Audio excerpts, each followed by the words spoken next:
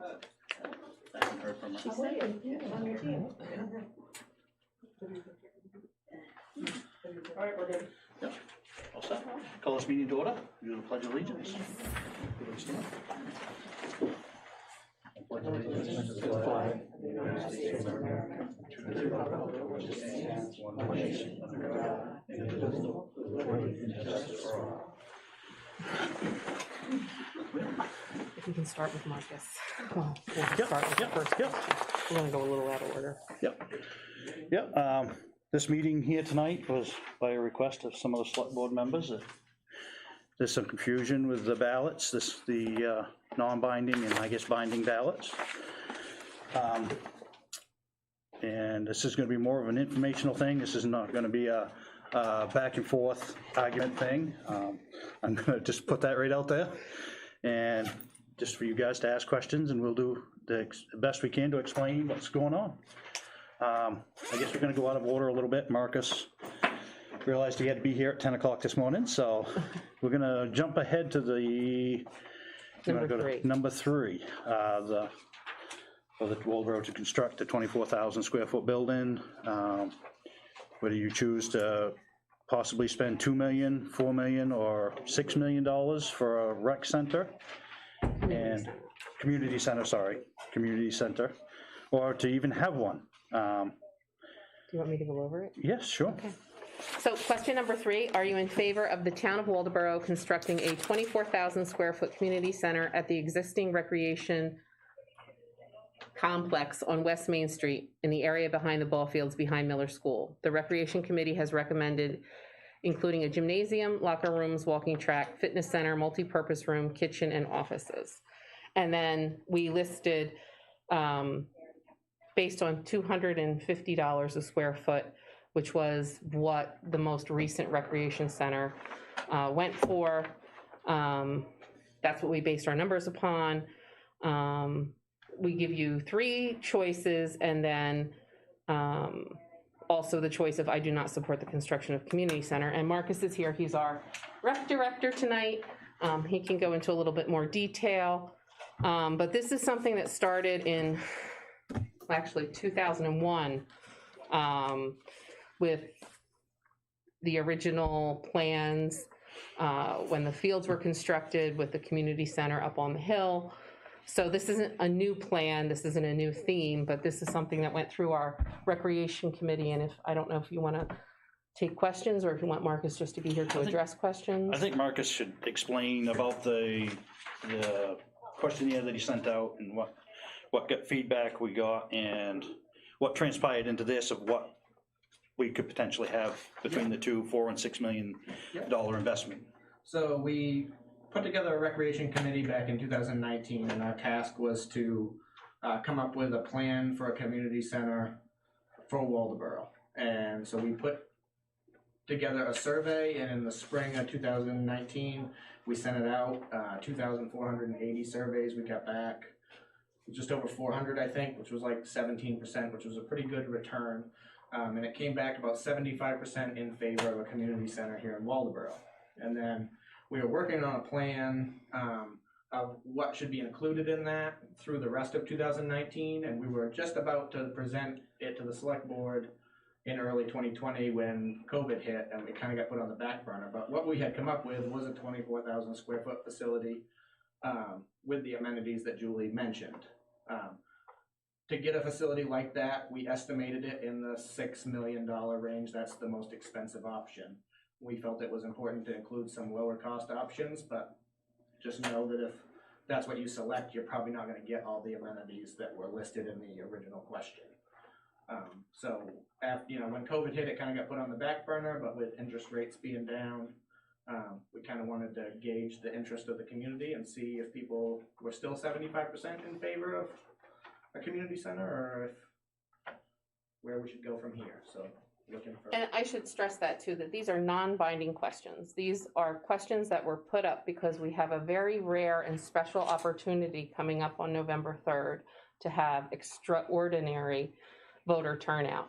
So it was a wonderful opportunity for the select board to really gauge and engage the public on what the public is thinking, because we don't have that many opportunities. We can send, just like Marcus said, with a 17% return, we even had postage paid on those surveys we did, and still we only got a 17% return. So, and that's the problem with surveys. So something like this is something that's, really something quite important, and we have this rare opportunity. We may not see this again for another 4 years. And the items that are on the ballot, these are not new to the town of Waldoboro, honestly, a lot of them. When you think about it, these things, this was dated 2001, the original plans for the community center. So these aren't new ideas. These are things that have been on the table for quite a while. And since I have a captive audience and there's people here tonight, I actually do want to say just what an incredible public servant Marcus is. We had budget cuts. He's the recreation director. He's our town clerk. He's doing an absolute phenomenal job. And his commitment to this town is very special. And I just publicly want to say thank you. All right. Give him attaboy. Yeah, there you go. I guess I would like to go with just asking anybody in the audience if they have any questions. This really isn't a back and forth thing. It's just, if you've got a question, maybe we can answer it to keep it civil and go ahead. We're here to be civil, don't Yeah. worry. No, I'm just saying, because I know some people are upset, some people aren't. Some people just don't understand. My first question would be, was AD Could you Gray- identify yourself, please, so we Oh. know who's talking? It's kind of hard with a mask to recognize people. Oh. Sorry. Yeah, my just- name's just- Michelle. Okay. I live over by AD Gray. Good. So my first question is, was AD Gray in consideration to be the rec center? Ever? At one point, Yeah, it was. it was, yes. And what happened? Well, the YMCA originally, and correct me if I'm wrong because I was not here for this, was part of it, and they backed out, and then that seemed to die. Another organization came forward and they asked the select board to consider a community center there, and there were some, I guess we didn't feel, I will say, I was very vocal about it, that the proposal to me did not meet the requirements that would be expected. And then after the fact, we found out that not all members of that organization were aware of what was going on. So it wasn't a majority of the board members that were in support of it or knew about it. Okay, so there was no support. I don't know, you can talk to Marcus, I was not at the recreation committee meetings. Oh. Yeah, so by the time it got turned over to us to look for, to see what a community center should look like in Waldoboro, at that point, the AD Gray idea had came and it didn't seem to go well, and there were, personally, I have some concerns with the building itself. And so we talked as a committee, and basically we got tasked with the idea of new construction. The site was an idea, but we felt that the location behind our ball fields, which are very, like within walking distance, without going on the road from Miller School, would be a great asset to the community that way. It doesn't put it in the historic village, but it's still in the downtown. And it's still really, really close to Miller School. But it's not as close as AD Gray is, which would support local businesses if you built a rec center at AD Gray. But the school is further away. I think either, It's further away. right, but I think either way, that isn't what we're discussing here. We're discussing the questions on the ballot. All right, well, I Yeah, just, what yeah, the question was, yeah, what was yeah, the consideration? yeah, 'Cause, I mean, Either way, if it gets built there or anywhere. I mean, we're asking whether you support the $2 million, $4 million, or $6 million, or not at all. okay. I guess I do have a question, I'm sorry. Yeah, go ahead. My name's Dan Martone, I live with my wife at 71 School Street. The land that you would build this on is completely undeveloped right now, it's just trees, it's a... Yeah, there's a little bit of a field shrubbery.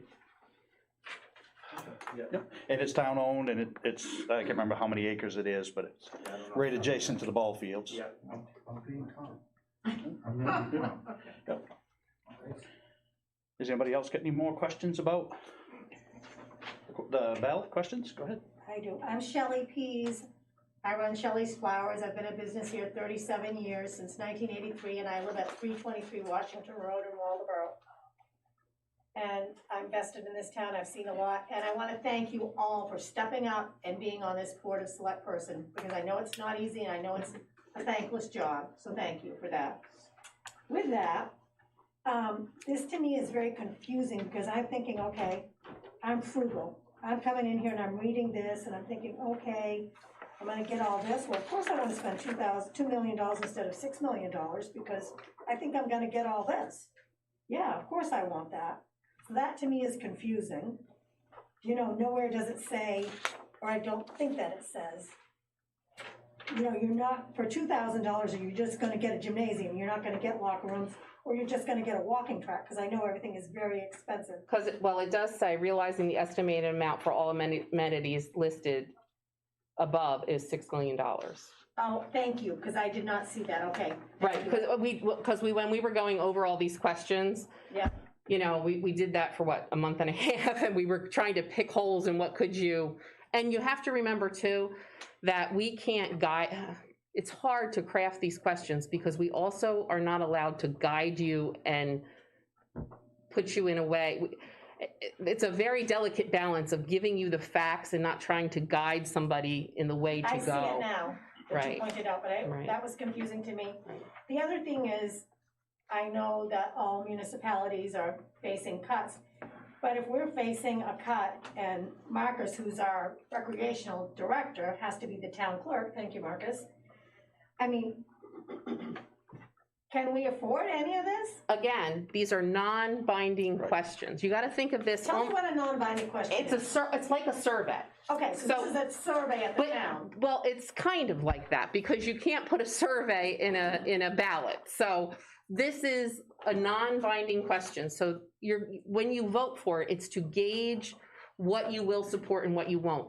Any expenditure of actual funds goes on another warrant that you have to vote on to expend the funds. Okay. So think of this like a survey. And I even thought about, could we put survey on it? I was told we could not put survey. So there are non-binding questions. It's really to gauge what all of the, Okay, I see non-binding warrant. right, what people are thinking and what you want to do. Because again, we have this rare opportunity. Jeff? So, I understand that. Introduce yourself. My name is Jeff. Could you just, because our person's going to ask us who does the minutes, who you are. My name is Jeff. I live on Main Street Hurd, H-U-R-D. in Waltham.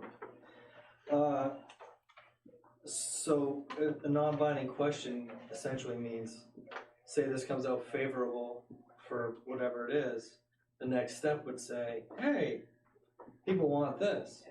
Well, it will So give us a therefore- guide. So this kind of pushes it towards that direction, correct? Gives us guidance of which way to go. I Right. mean, gives the select board guidance. If And if people only want a $2 So it's million, not non-binding because this does get us to the next step. It gets you Right. to the next step. And that's when, hopefully what this will do is engage people to do what we have here, is have people come. It's a way to gauge and engage our citizenry, which I think is what 8 people. the select board, but believe it or not, this is the first time we've had 8 people here in a very long time. This is the first This is the first time I heard about this. That's why we're here. Just so you guys all know. This is I've the known first time I about heard this of whole it. I'm in town all the time. This is the first time I 2 heard of this, and I was like, Maybe wow, a this is month. ridiculous. Well, we have the sign, we put things on the sign, we put things on Facebook, we put it on the new website, it's in the Lincoln County News. I'm with you. I'm not a social media person, so. I'm sorry, and we try. I mean, and I think that we've discussed this over and over, and we ran into this with the whole, is the town office open or closed? And we had to go through this over and over. We've been open the entire time, it just was curbside. So, and we put that on Facebook. We called each house individually. I mean, there's so many things we've done. So it doesn't surprise me that you're saying you don't know. If somebody has a better way of communicating this, I would Well, appreciate. you could have knocked on our doors. We live across the street from 80 Gray. You could have just come to our house. I was talking about the ballot. Okay. So This isn't a planning board issue. If Okay. it had been a planning board issue, you would have gotten notice from the planning board as an abutter. But we did not. No, you didn't, because it's not a planning board issue. At this point, it has absolutely nothing to do with the Okay. planning board. I'm gonna try and separate the two. And Yeah. right, and the ballot, so like, I'm talking about the ballot. So like the ballot and like this meeting for the ballot. So the ballot is posted in, I think, 10 different places. We got very creative during COVID because our normal places, some are closed. So we had to get very creative about where we post these. So it's posted, and if you don't know about this, you might not know you can get your absentee ballot. So you can get your absentee ballot electronically, calling the town office, or written requests. So make sure you do that too. I have a question on the first ballot question. Well, we'll get through this We first. just want to get through this so Marcus can Oh, gotcha. exit. Just, Becky. Follow-up question to Marcus. So, I'm Tibby Cull, live at 61 School Street. So Marcus, how do I know what I would get for my $2 million if I vote in favor of the community center, which I think is a great idea. Location, I have some feelings about, but, yeah, so how do I know from looking at this, or where would I get the information about what I get for my $2 million, my $4 million, or my $6 million? Yeah, so the 6 million was what got you everything. I didn't really come up with what the 2 or the 4 would be. We just wanted to give people other options and knew that it would be less than what it was. But so I mean, it would depend at that point what people wanted for that money. You know, that the survey we put out before, all the stuff that's listed is what people seem to want. But if we had to cut that down more, I think we'd want to figure out what people would want for that. You know, maybe you know, if we went all the way down to 2 million, you know, maybe it could be a gym and a kitchen, or maybe it could be a walking track and some multi-purpose rooms. Like, I don't know what people would want. So And the $250,000 per square foot, I think, Julie, that you No. mentioned. $250. I'm sorry, square foot. $250 right, dollars per Yep. square foot is for everything, or, that was the last building cost for our community center. And okay. And that was very recent. So that was. Although lumber has gone up Mhm. unbelievably. Yeah, yes, it has. All costs have gone up at least Shelley? 150%. Thank you. Well, I was just gonna add a little backstory. When the YMCA was interested in the project at 80 Gray to make it into a YMCA, which this was the YMCA in Damascotta, I've been here for some time, we as a town voted on a fund that we had available to us called the Bailey Fund, and if I'm wrong, correct me. And I believe we gifted the YMCA approximately $225,000 to put into this project, which is now gone because they put it into the project and left the project for us. Am I right? Well, they took out the asbestos and Yeah, they did. They had put a new roof on and everything, Yeah, we they made did. upgrades to the building. They did upgrade But, with that money. and then just left it. We have the invoices to demonstrate. But I believe, wasn't the money left to the town for a recreation facility? Wasn't left for asbestos or a new roof?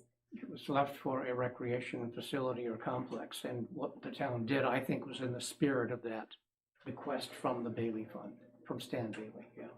It was to I fix the building. Yeah, you weren't here. This was no? back in 2012, 13, I think. Right, Yeah. but as things go, that is relatively recently. I mean, when we look at these projects, we're looking at something, a recreation facility, hopefully with more than a 50 to 60-year life, because our schools are. So I mean, we have to really think what we want. What do we want? I mean, you're all here volunteering, it's great, but in 5 years, it's gonna be a bunch of probably different faces here. So what are we looking at long-term? Do we want a recreation facility? Do we want any of these other things on the ballot? We have to think of this town long-term, not in small increments, but I just wanted to add that And for people that. I did should not also know. note that the recreation facility, the improvements to the municipal building, because those are the big, well, what you would say right away, we're asking them about money. These have been in the last 2 comprehensive plans. So again, these aren't new issues to the town. I would take the view of finally, at long last, we're going to be able to, because both of these things were on the goals that I was given 3 years ago when I started of figure this out. This is the best opportunity we've had to really engage you and get what you're feeling. So, and I don't think it's been done like this quite before. So I know it's new, but like I said, all of this stuff has been around and hanging out there for, like I said, 2001, 2008, I believe is when we took possession of 80 Gray, or 9, I forget, it says here. 2009. 9. So. Yeah, is there any, does the select board get any comments they'd like to make? Bob? No? I'm good. Okay. Is anybody else? Seth? Yeah, Just introduce yourself, Seth. I'm sorry, Seth Paul, a resident of the town of Gross Neck, and in fact, one of the people that was deeply implicated in the actual Potomac Valley Community Foundation's proposal for the 80 Gray, which was in fact supported by a majority of the members participating in the foundation. It was relatively defunded and revived it. Anyway, I'm curious about a couple of things. First, I applaud this survey.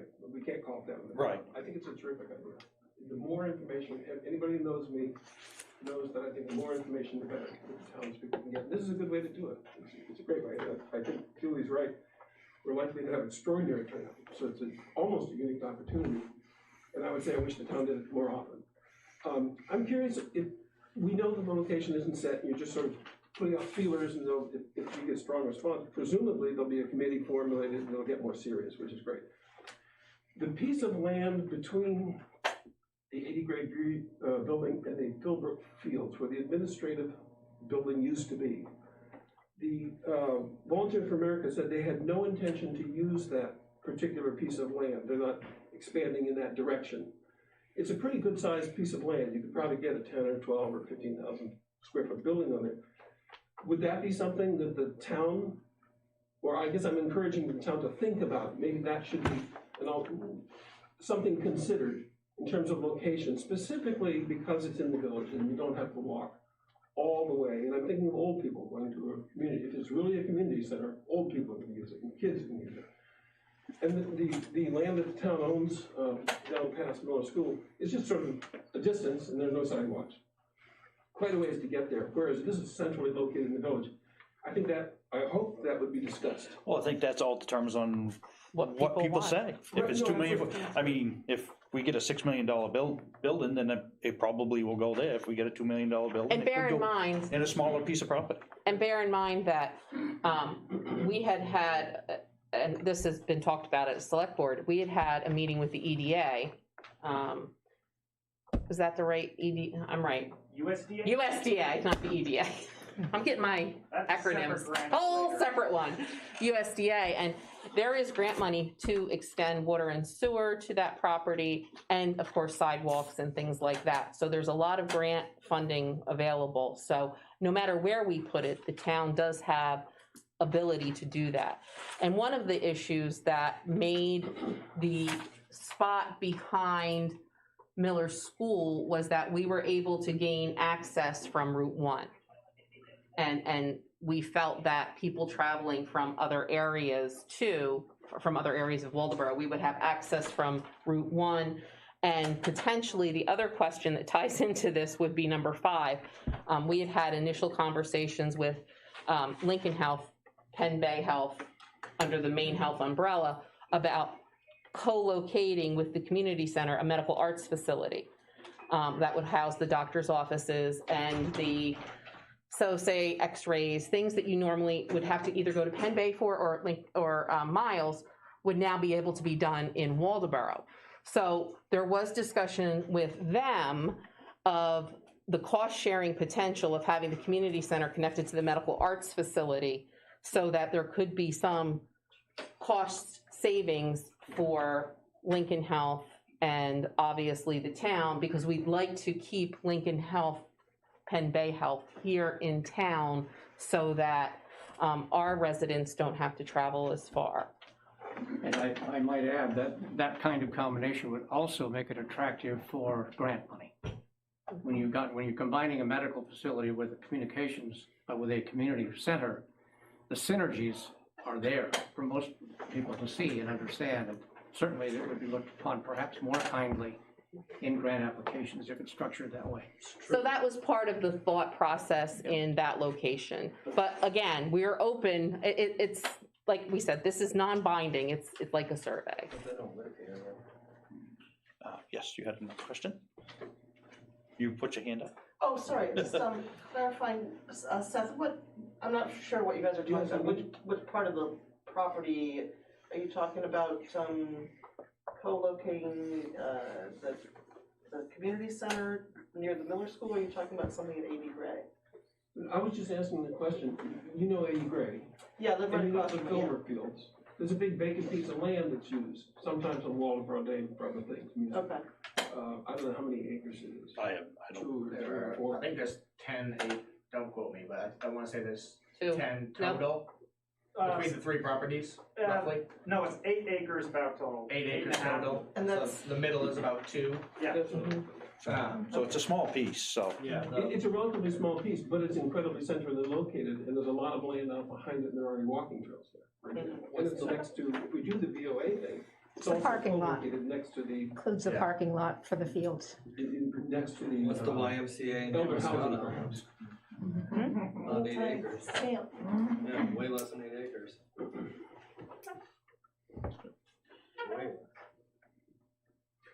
So does anybody else get any more questions about the ballot? Yeah, just one other Well, question. no, that's right. Assuming that our financial those- wizard has done this, can you share with the group and whoever's watching, what, roughly, very roughly, what the $2, $4, and $8 million bonding would represent in terms of an annual expense for the 10 or 15-year repayment period? So, It's right on the ballot.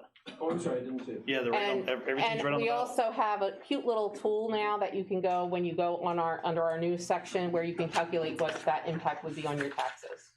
So, So could you just state that? sure, for I have a $150,000 home assessment at $6 million would be $119.01, $4,079.40, $2,000,000 $39.70. And for a $350,000 home, $6 million would be $277.70, $4 million would be $185.26, and $2 million would be $92.64.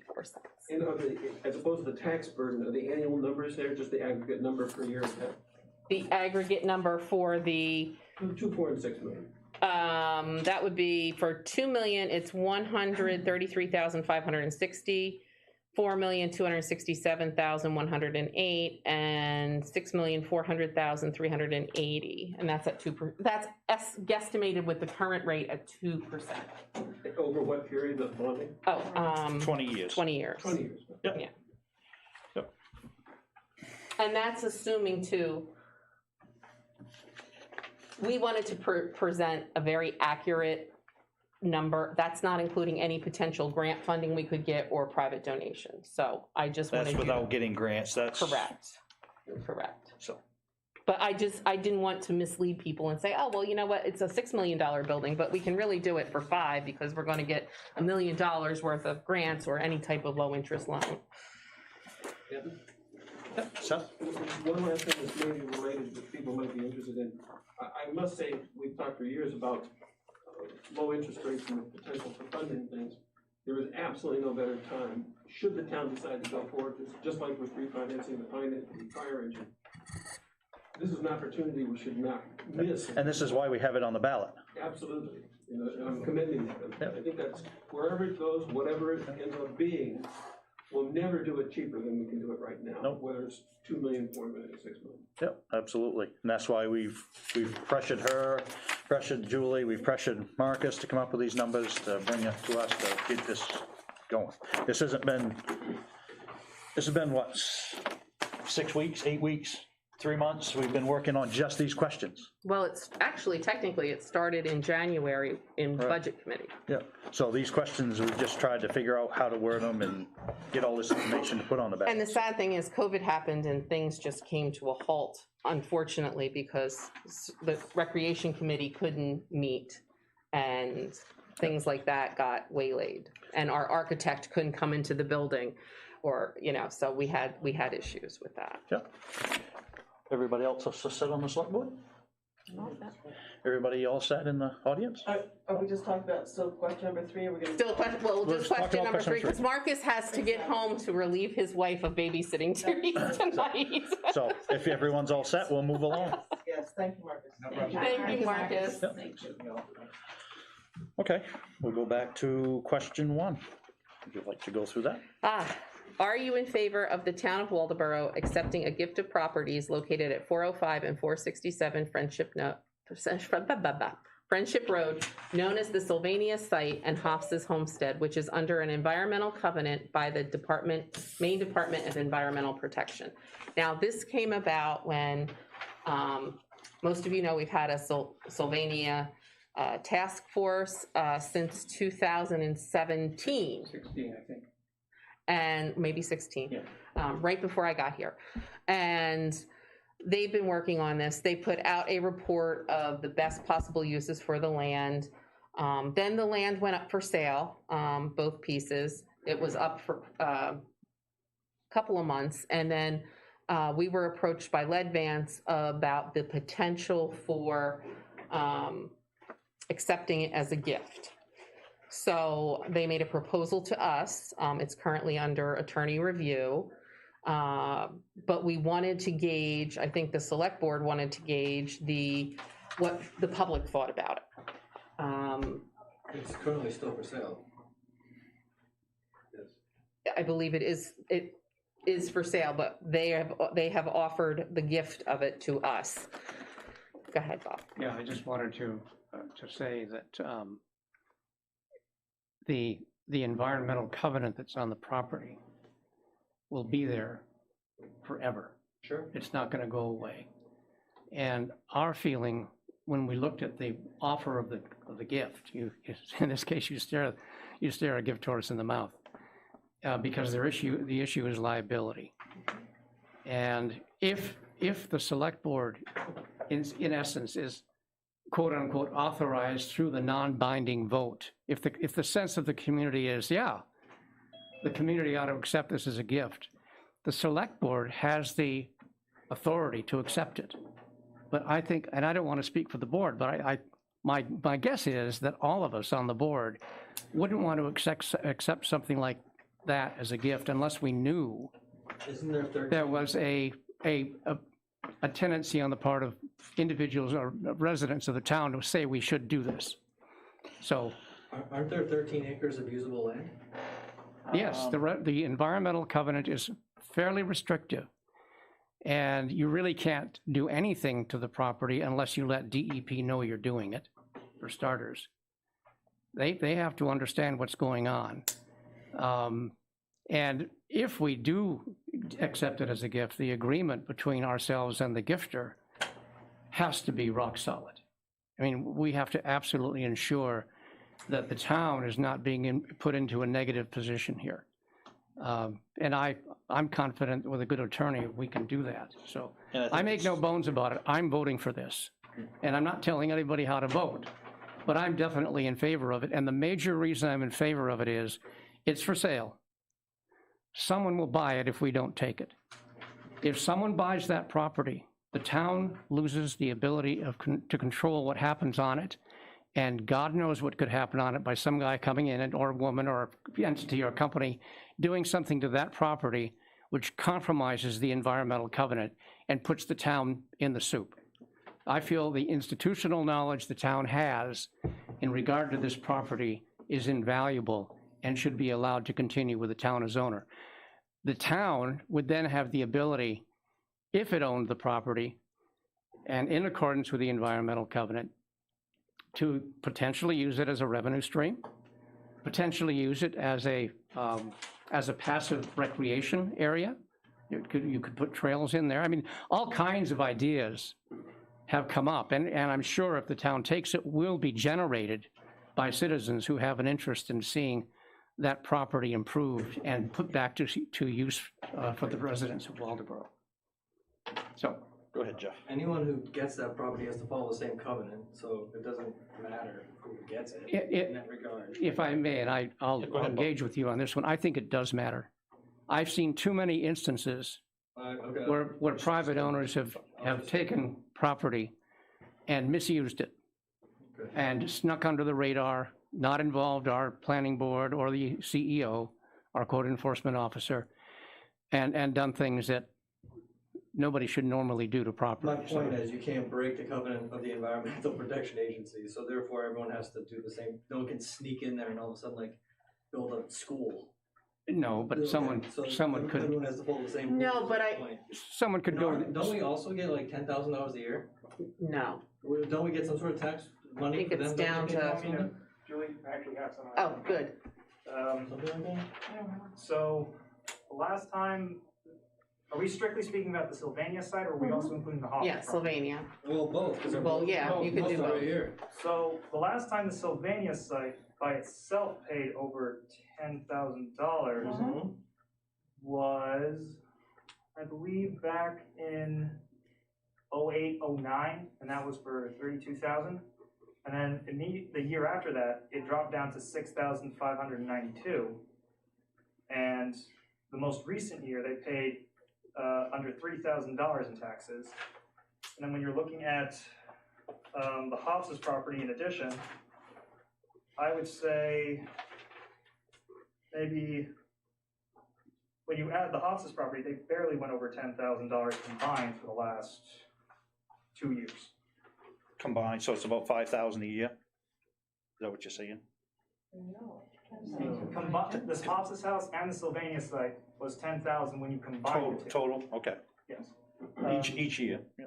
Right, and I could get a breakdown of what the tax maps or tax cards are available for public record, so people can come see them. But 10,000 for the Sylvania site hasn't been a thing since 2008, and then since then it's gone from 6,500. So combined, 10 grand. There was a brief time when it was up to 7,300 at most in 2014-15, and then in last year it was 3,000 essentially. So we got 3,000 out of the Sylvania site last year. Correct. And quick question that I got from Ruben is if the site could be leased to an ISP, or essentially it would be an office space. Sorry, it would be what? I believe Ruben, who's watching on YouTube right now, asked if the site could be leased so that an ISP could. Internet service provider? Yes. Yeah. I believe he's asking essentially for an office space. Yep. And according to covenant, that would be allowed. Yep. Because it's not residential. And I think that one of the things that I know we've discussed as a group here at Select Board is it's not so much about what people are going to also put there, Jeff. It's about what is their, That's what Bob just well, said. that's his point he made, but I know point other people have made is it's not just what could be put there, it's what is their ability if they get themselves in a point where something does happen environmentally. Do they have the deep enough pockets to fight with lead vance, essentially, if there is a liability issue? What does that entity have with them or group or whoever to have that fight? And in the end, that's something that the town would be a party to anyway because it affects residents. So I think that was part of it, not just what goes there, like you were saying, well, you can't just put anything there, but what if something happens and they find something and Lead Vance says, oh, wait, no, that wasn't us. We didn't do that because that was none of the chemicals we used. You've got to have some deeper pockets and some people to, the ability to fight that and have those types of battles potentially. And when it's for sale for $50,000 75. or 75 together, that might not. Together, 75 for Sylvania here, the Hofstas is a whole separate, for sale, 50,000. Okay. 125. 125. You might not have those. That's a concern. And I think that was something that everybody had discussed about that is just the concern about, what happens in the future. Aside from what Bob had said, I think that was another part of our discussions. Yep. Seth? So following up on Julie's point, and also Max's, I was the originator of this concern in a social media post, and I came up with that $10,000 number because that's what's in the commitment book for 2019. That's where the number came from. If it has changed since that book was published, I don't know, it could have, maybe the assessors cut it greatly so that it would appear that we were not gonna lose so much taxes. That's a possibility, I don't know. The, following up on Julie's point, I would just be very, very concerned for the reasons she just mentioned, that if some horrible thing happened, and for example, the plume, which has not been migrating rapidly, if you read all the covenant research, it seems stable, although it will never stop needing remediation. If somehow it moved, we had an earthquake or something, and all those petrochemical toxins headed toward the river, that would be a very huge problem for the town, and that's my principal concern. That would put the town on the hook. They would have to be, just as Julie said, the deep pocket. I think that's... Well, I don't think we would be the deep pocket in that case.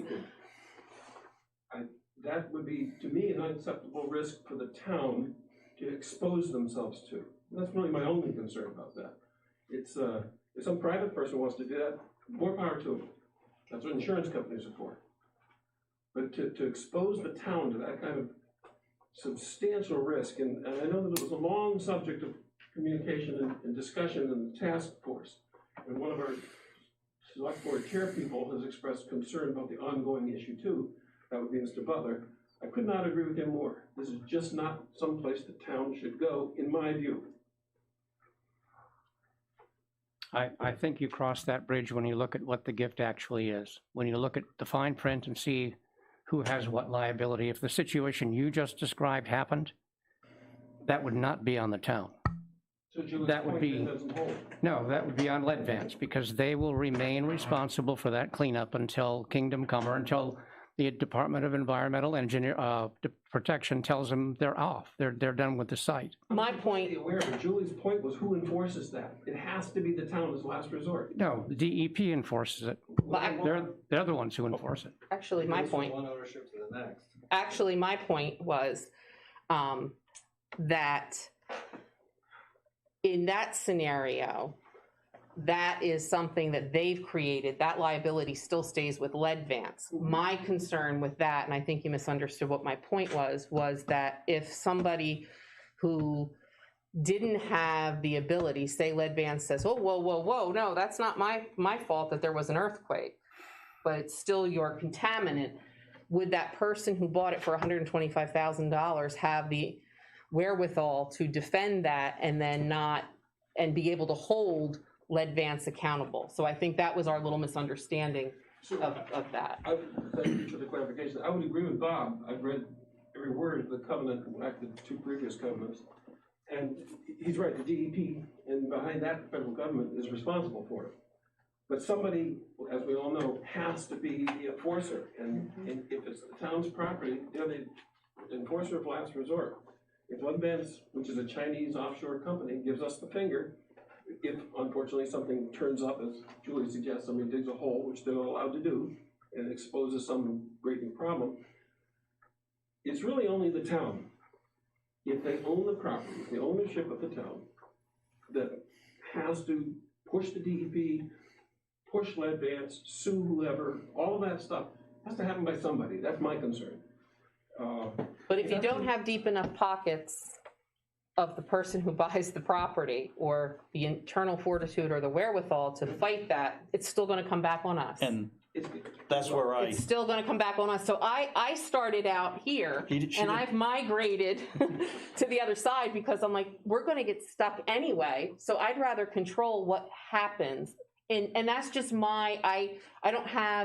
I want the people to decide, but I've kind of migrated, believe me, from my first meeting here in my interview, when I sat right there and was interviewed by 112 people.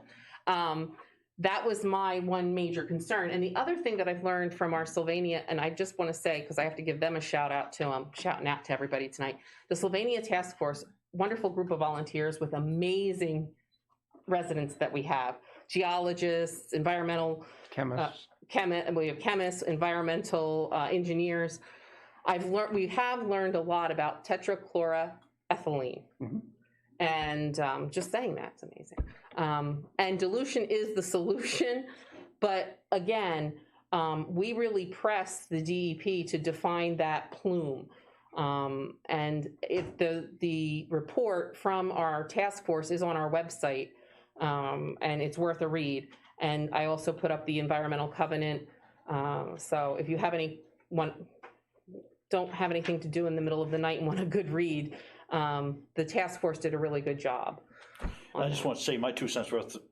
Julie was completely dead set against us taking this property.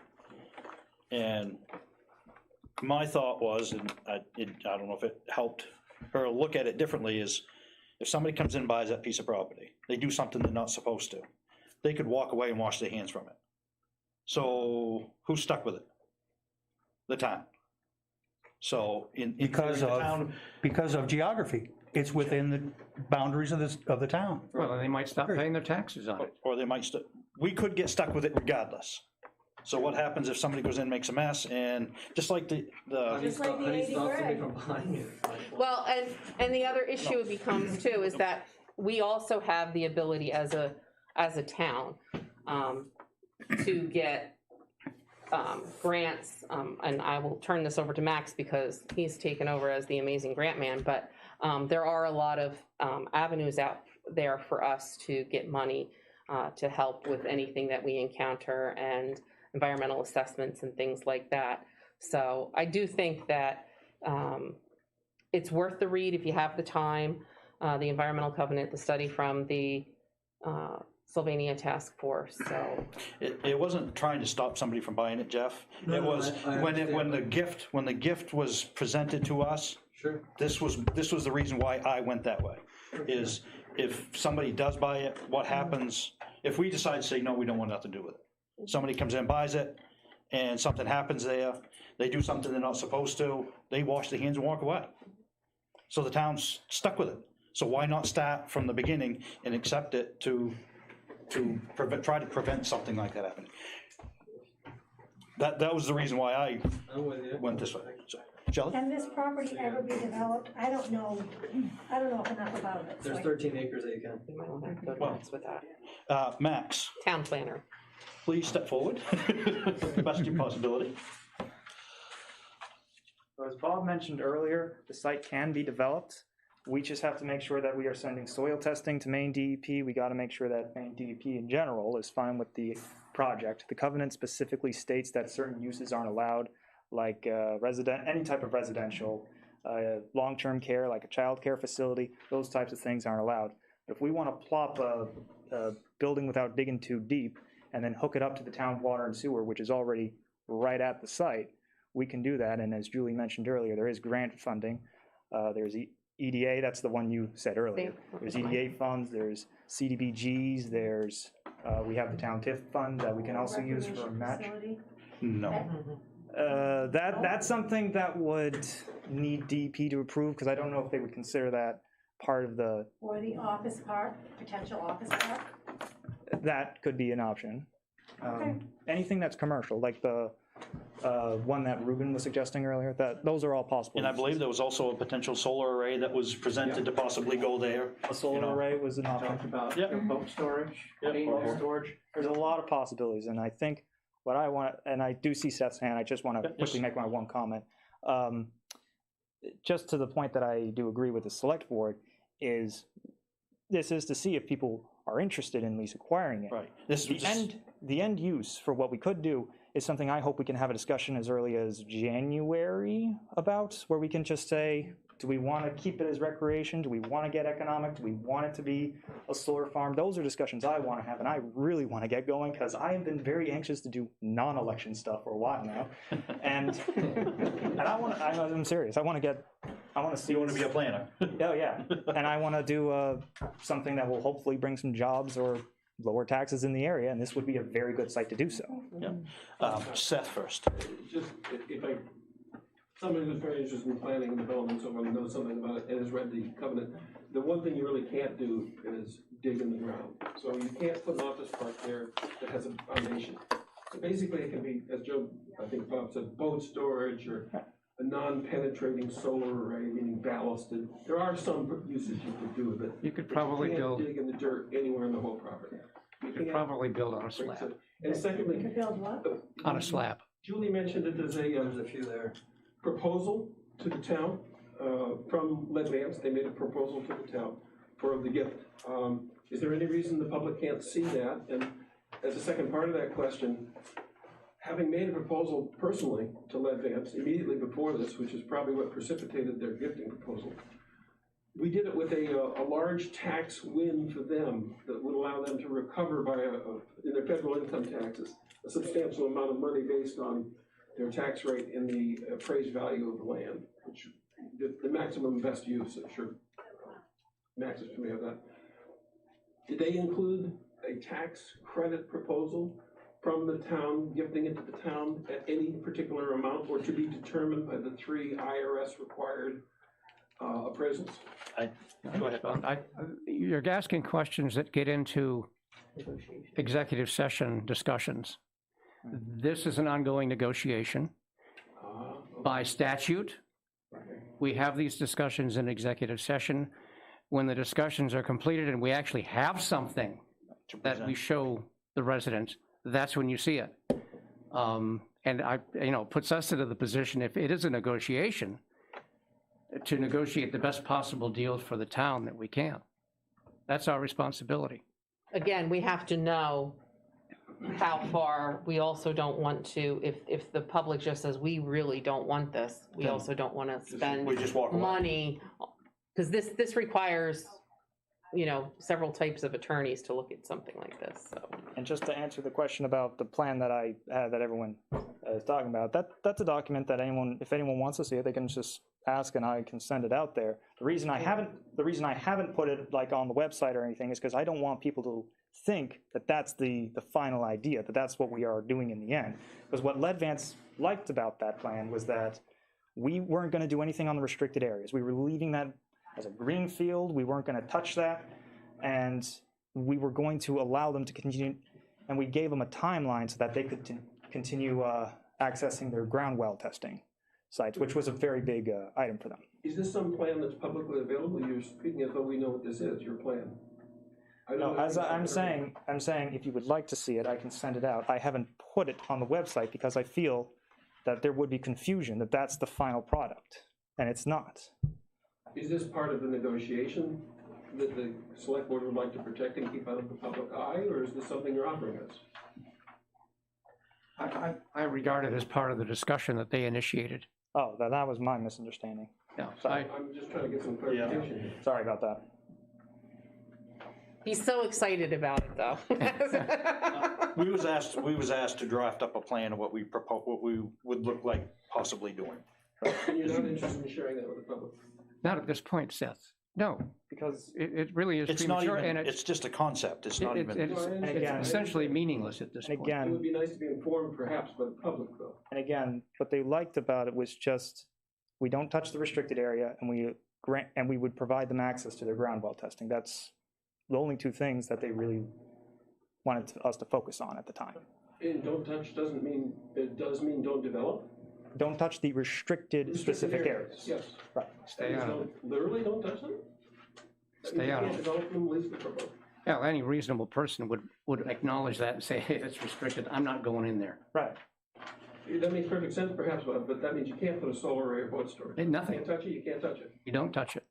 Well, that's very different. Well, I think you guys are getting way far afield, and I don't think it's exactly. I would suggest, based on what my conversations with our attorney is that this is negotiations, and we should probably end it I there. have a question. Go ahead, Jack. I called Max the other day and asked him, you say boat storage is allowable, correct? Yep. No, I don't think we said what is. DEP approval, we don't know what's allowed. We don't know, you still need DEP approval for anything you do. Right. That was somebody's idea. I'm with you, but I was shut down on the fact, I asked if storage units were available, or it could be put on there. Mhm. And he said no, so why would boat storage be? I think that was somebody's idea. I don't think these are all just ideas. These aren't even. I'm just curious. And then that gets into a zoning issue because it's industrial, and I think boat storage is actually allowed in an industrial site. Well, I don't think Max has the authority over the environmental covenant. I can tell you that right now. I can't control but as far as the zoning of what's allowed, that's a conversation you could have with Max. Right. I don't. And know boat off the top of storage my is head. under a separate category from regular self-storage or for commercial use. They were distinctly made as two different ones. And that's a land use ordinance thing at that point. We're not even in Sylvania at that point. No, I understand what I was asking. Shelley? But if the town is taking it over, isn't boat storage, we're not going into the boat storage business, are we? Again. Again, it was something that just an somebody idea. mentioned. And this is the reason why we don't want to tell anybody. Well, it's not even it's, so hold on, everybody. Ideas get bantered around. Hey, you know what would be really good there? And one of our former selectmen's like, hey, you know what would be really good there? Because it takes a lot of money and I don't want my boat in my yard. That was one idea. It doesn't mean that that's part of a plan. So everybody just. And I said earlier, we'll have a forum about this to talk about what the town would like to do. Exactly. So if it does come to fruition, anything that is done on that property, we'll have community forums on. Max is excited. We will make sure the public knows. I'm not exactly, hopefully everybody will learn from this. Maybe we'll have to put it on the ballot again in June and have a big meeting, but we'll be there. Yes. Yeah, so new to town, we've been here a year, trying to get up to speed on all these different things, including the Sylvania site. So from what I just understood, which is maybe this much of what you guys are talking about, the town is considering accepting a gift of basically a toxic waste site. No, it's not considered a toxic waste site. It's not even considered a brownfield. It's not even a brownfield. It's not a brownfield. That is yellow journalism. Okay. Okay. Okay. It's not classified as even a brownfield, but yes, there is. It's a total contaminated. misrepresentation of what the Okay. site represents. So it's a piece of land that has some environmental issues. Yeah. Do we as a town, as a resident, have to vote on this question, which I understand is non-binding, but do I have to vote on this without knowing what the town could or could not do with this land? I think with the environmental covenant explains it, and again, it's a long document. It is on our website. That's again something that there are sites. There's parts of the property that you definitely cannot do much with. One of our things would be the pad site where you go by the concrete. Yes. To me, that's ugly. And I know one of the recommendations from the Sylvania Task Force was to cover it with clay and plant some greenery on it or a solar array. So, I mean, those things we'd have to talk to the DEP about, but having portions of it that are able to be used with the environmental covenant is something that could be explored. And again, it might just be the town, the other option, and I said this at the last select board meeting when we talked about this, when we had the public hearing on the warrant, was that you might just want to leave it alone. And that way there's no, that it stays just as it is, fix up what you can, make it look better. That's one option. So there's many options on the table. And again, if we do get it, and the public votes to go that way, I do think that all of these options will be explored. Max can be excited and Or not. as a town planner, and we can One proceed. thing want to consider is they may actually just sell it. Somebody may buy it and they may sell it because gifting it versus getting some money, they still get the same tax position. So. They being the folks that own it currently. Absolutely. Okay. Seth? So I should read the covenant. Basically, it sounds like that would be informative. It would be informative. Okay, thank you. And because I don't want to lead you either. It's very hard to, you're supposed to. Seth? With all due respect and slightly editorially, your question is well informed, and it's exactly the case that they will not give you, the town is not going to provide you with the information you need to make an informed decision, unfortunately, which is why I published this paper. Second, I'm curious, do you know, and can you talk about whether this is a time-limited offer from Lead Banks? Can you at least say something about that? I don't recall them putting down a deadline. Do you? I don't either, but I think I think they're willing to work and discuss it. I think they're definitely willing to work with the town.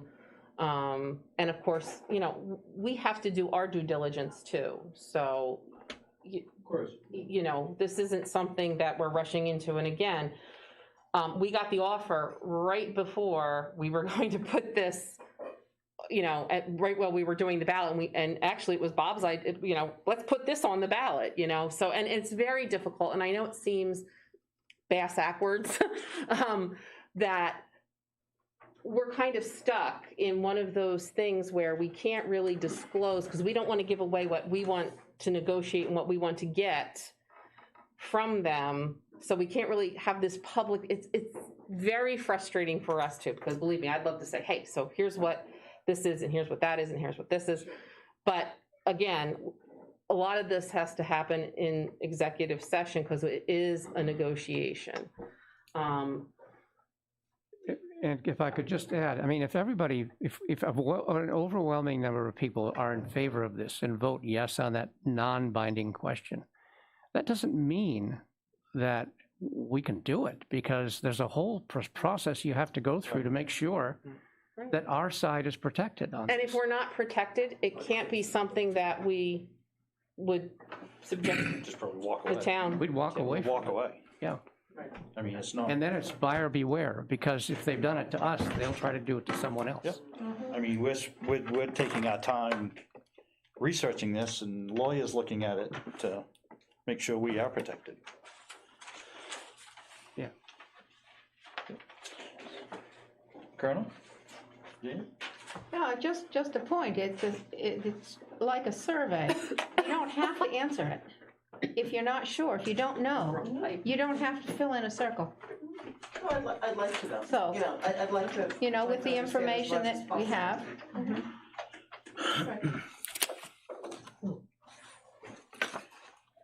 Anybody else got anything on this? Yes, one more very brief intro about this process, not this piece. Okay. Many of us would like to know, and the history of this town is often the case that things go into executive session and aren't discussed with the public until it's post facto or fait accompli. My point in bringing this up, which is I think why this meeting happened, and I'm happy about that, is to open up and make more transparent our local government. That's the entire complete point. And I commend the board for doing this survey. I wish we'd do more of it, more frequently, about everything. It doesn't compromise contractual negotiations or any of that. It's just public information that should be out there. Thank you. And our attorney would disagree with that. I mean, information isn't public until it's public. And when you restrict it, it's never public. You restrict it for valid reasons according to law, and you do it to protect the interests of the town. That's why you do it. It's not Yeah, we'll move along. Just a quick thing, Ruben actually asked a question about the community center, if that's all right if I. Sure, go ahead. He was asking how close to either of the two existing practices, the Lincoln Medical Art, the new building. possibly.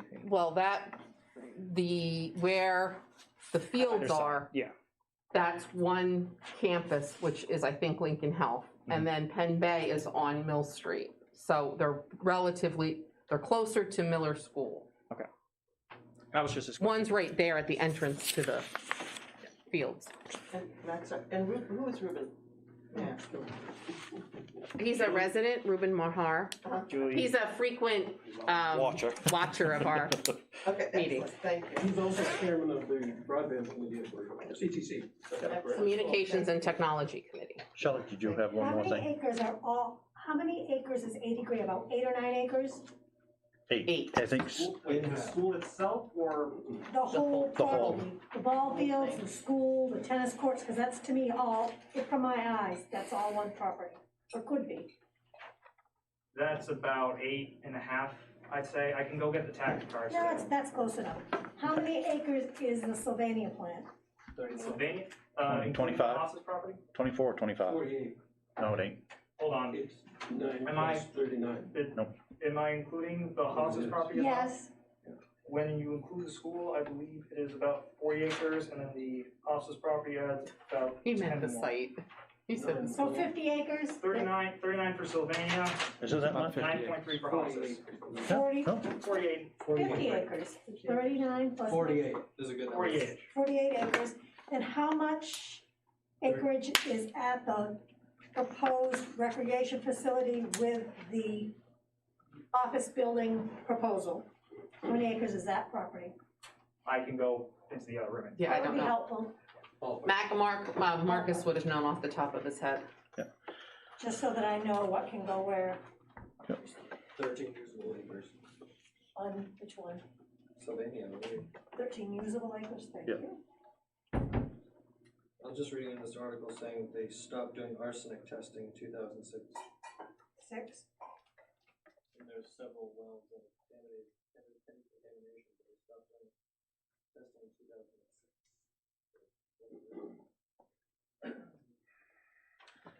Alright. Could be a little bigger than that. Shall we move along? Fine with me. Yep. All right, I guess we'll go on to number Down the 2. wrong pipe. Would you like to Are read? you in favor of the town of Waldeboro selling the A.D. Gray School for $1 to Volunteers of America in order to provide up to 36 units of affordable senior housing within the footprint of the A.D. Gray School at the time it was closed in 2009?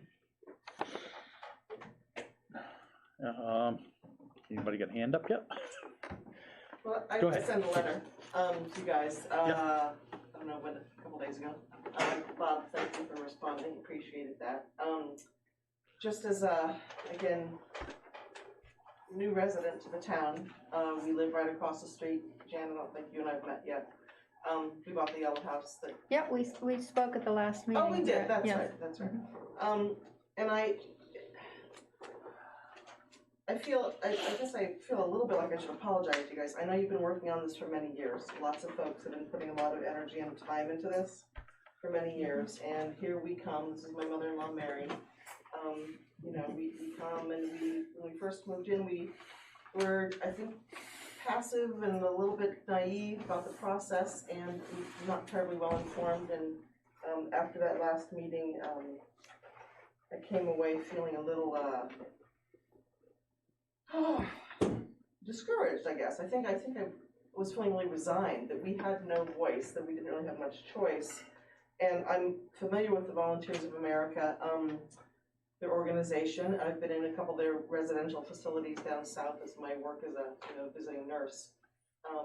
And of all the different organizations that could build affordable housing, in my backyard, I felt like they're a decent organization. I think they do a pretty good job.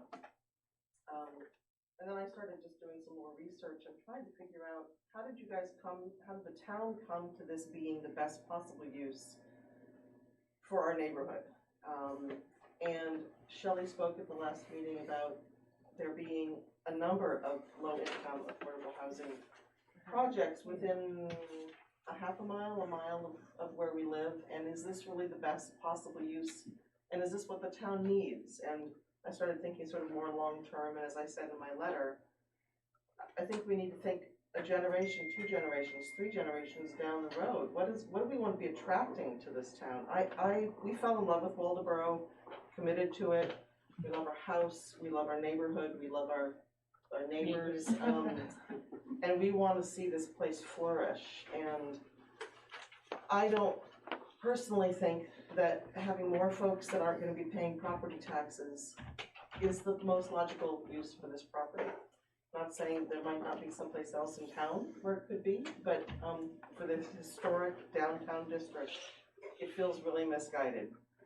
And then if I think about putting an elderly population up on top of a hill, a big hill, a steep hill, no matter which way you go, folks who are living already on a limited income, it just doesn't make a lot of sense to me. And then I started to ask myself, I've never even wondered what would I dream of being there? What do I dream for the center of our town? Well, I personally dream of green space, playground space. We have folks who drive across town every day, twice a day, to park their car up at the school and walk their dog and walk down School Street and Glidden Street and do their laps with their dogs, because it's a lovely, quiet neighborhood. Say it. We have folks who bring their kids over to teach them how to ride their school. Pardon? Yeah, to bring their kids how to learn how to ride their bike. And I don't know if you guys have looked at what it would cost to demolish the building. I know there's a lot of sentimental attachment to the building. And I understand that. I've got a lot to say about that as well, if anybody wanted to hear. But, you know, and grant money to build parks. I don't know. I just would like to start maybe from a dreaming perspective as opposed to what do we have to do, because there's never been anything else to do with it. I want to throw my 2 cents worth in because I've been beating this dead horse for years. I don't think anybody in this room has grown up in Waldeboro. I don't believe, Shelley, you grew up here. I was 20 when I got here and Yeah. ran a business. I've grown up in here. I went to that school. I went to every school in this town, even the Friendship Street School.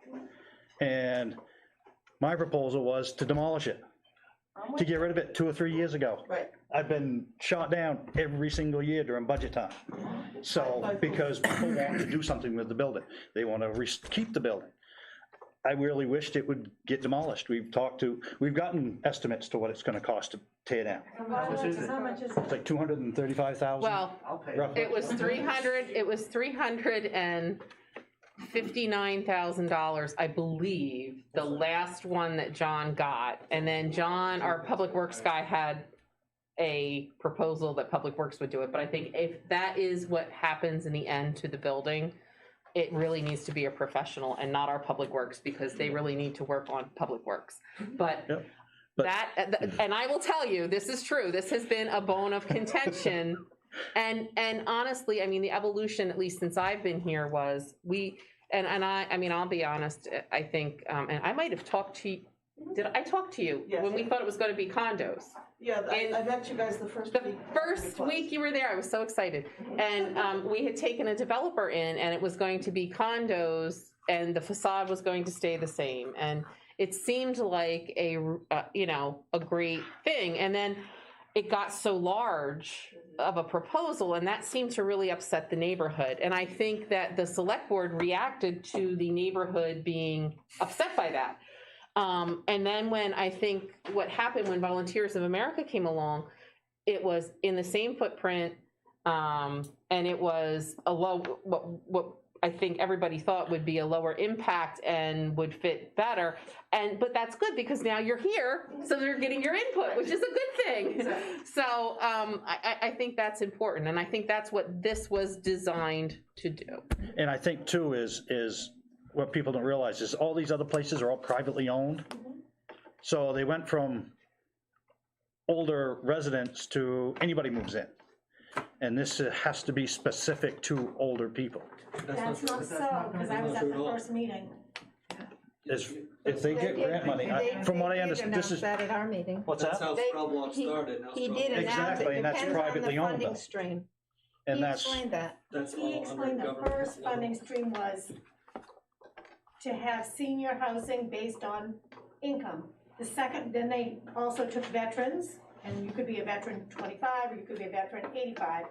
Mental health, people back from criminal entry, re-entry into the society, or youth camp. These are things that they did. The first tier, they said if they didn't fill it, was these other, you go down the tier, if they didn't fill it. That's what they're proposing for, that's what they want to get the funding for, but that isn't, they could not guarantee that, they said. That's not that's not the information we got at the A.D. Gray Committee from Volunteers of America. Well, when I was here recently.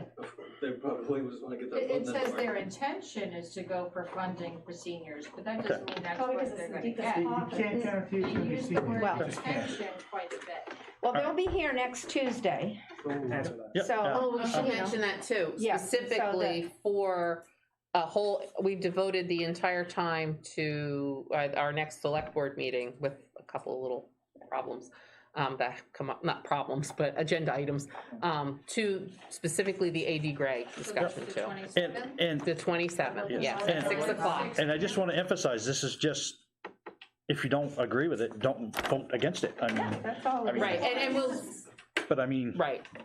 I mean, We're trying to make that meeting times as we know about the other meetings. Yep.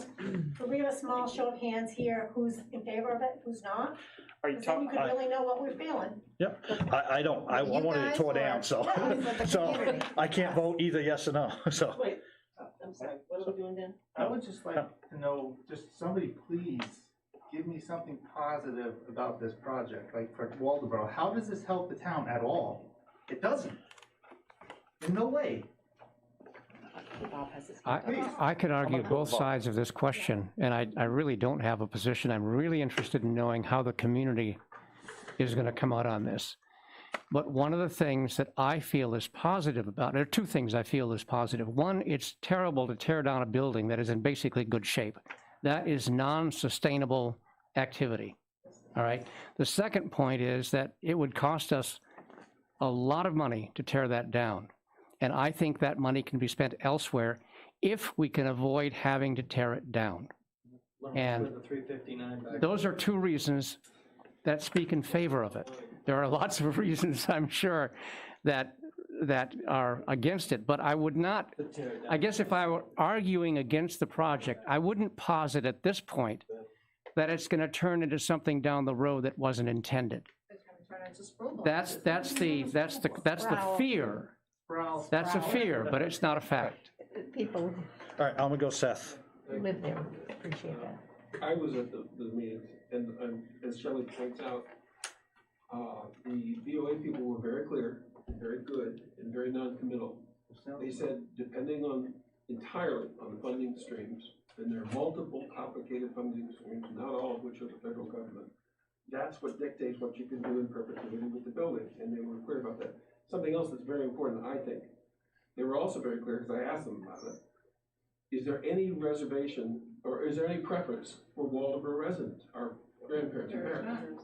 Absolutely none. So that's an important thing to keep in mind. But remember, we're not deciding this now.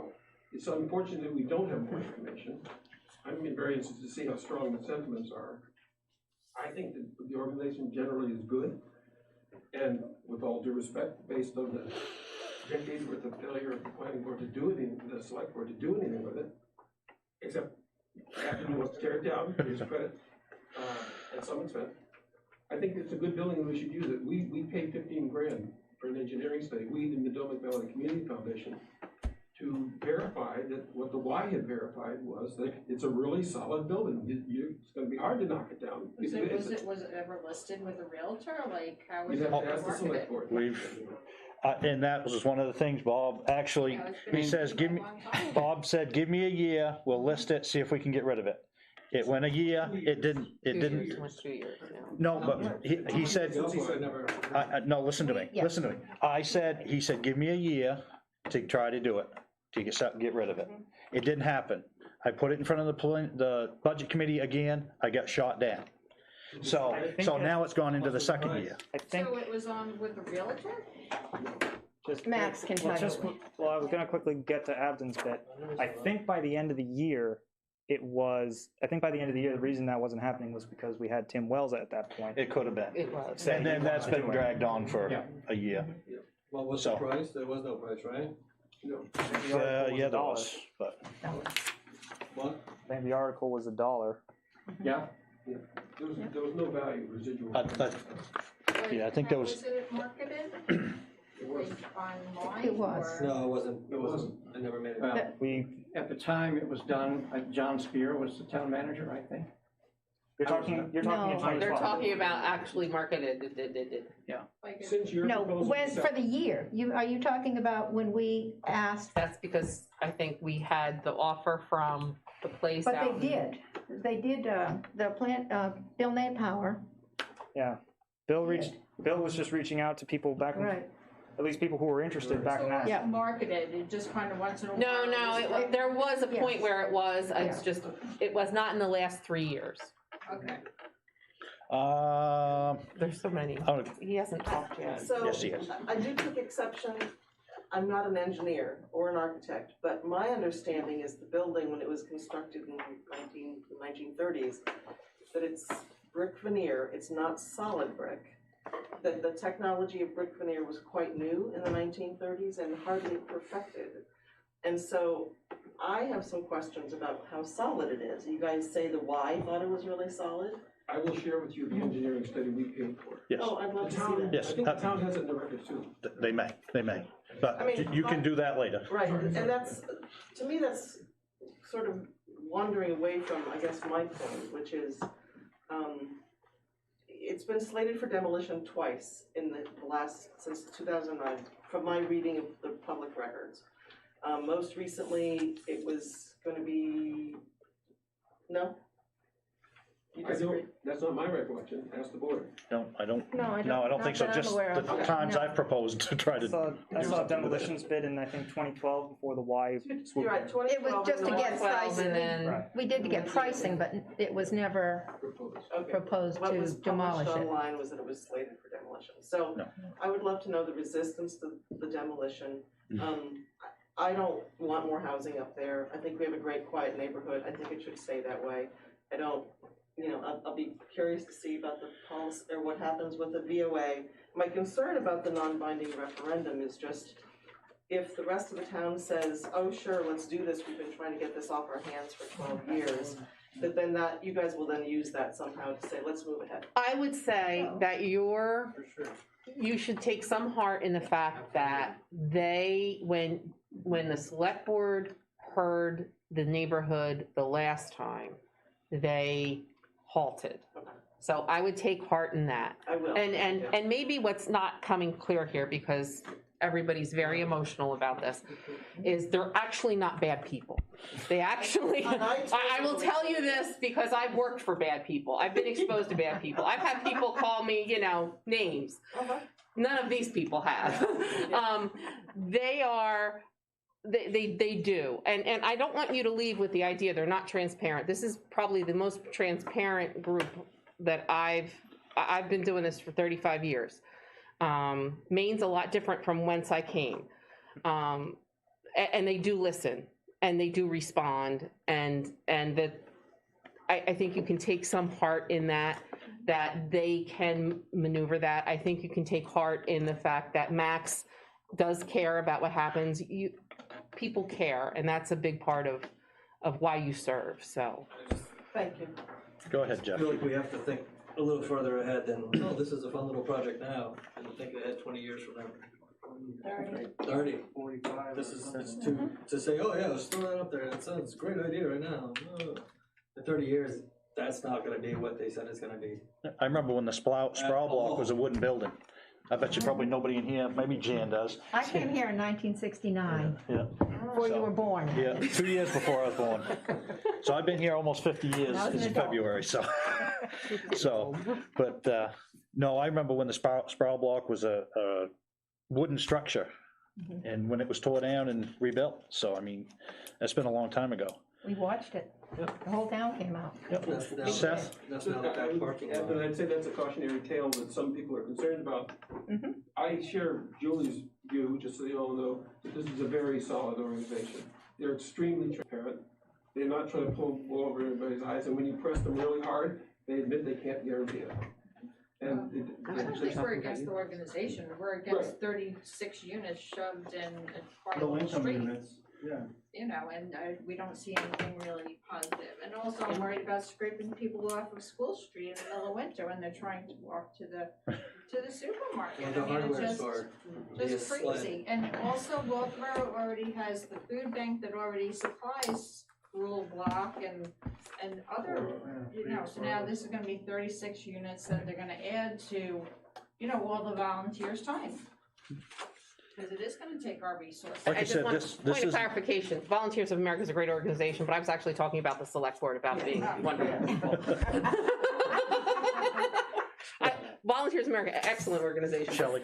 Sorry. I do think Volunteers of America is an excellent organization. I am not against low-income housing, or however they put it here sweetly, affordable senior housing. I'm not against that. I am against having a disproportion in a town. Waldeboro Woods, which is these are all within a half mile to a mile of downtown Waldeboro. Waldeboro Woods has 12 units, income-based. Sproul Block has 36 units. Coles Hills has 24. Waldeboro Village has 20. Marlboro Oaks has 16. And then we have New Hope for Women, which is some kind of federal funding, which is right across from Miller School. We have the Waldeboro Green, which is income-based, basically geared toward the elderly. Then we have 2 mobile home parks, all within a mile of downtown. I am against this. We need things to look out for our town for 30 years. I do not think this is a benefit to the town. Anybody that would take this property for $1 could make it be something else. I do think this organization is a good one, but why is it Rockland jumping at this? Why is it Thomaston or Damascotta jumping at this? Thomaston has one, I believe. Thomaston. It's lovely. Yeah, see, I don't. For $1. It's very lovely. Yeah. But do they have all this in their little town of 5,000 people? I don't know. Waldo is a laughing joke. People think it's funny that, they call us, they don't even want to know what they call us, but it's never favorable. We don't need this in this town. It's not a good thing. I was discouraged from opening my business in town because they said, so when Sprawl Block went in, that was the dark cloud that went over the town. This is more of the Pretty much same. shut it down. In a pretty package, but it's more of the same. Now we're gonna add some more. Seth. Just one closing thought from my point of view, if I could. I'm curious, would you feel the same way if that was converted to a town community in the Elder Center? Is it the development and activity that you don't like so much, or, you know what I'm asking you? I do. I would prefer it be green space, because I don't think there's no public green space that I know of in the There's no town. town center. Those town center, if I could just finish, and, a community center would be my second choice.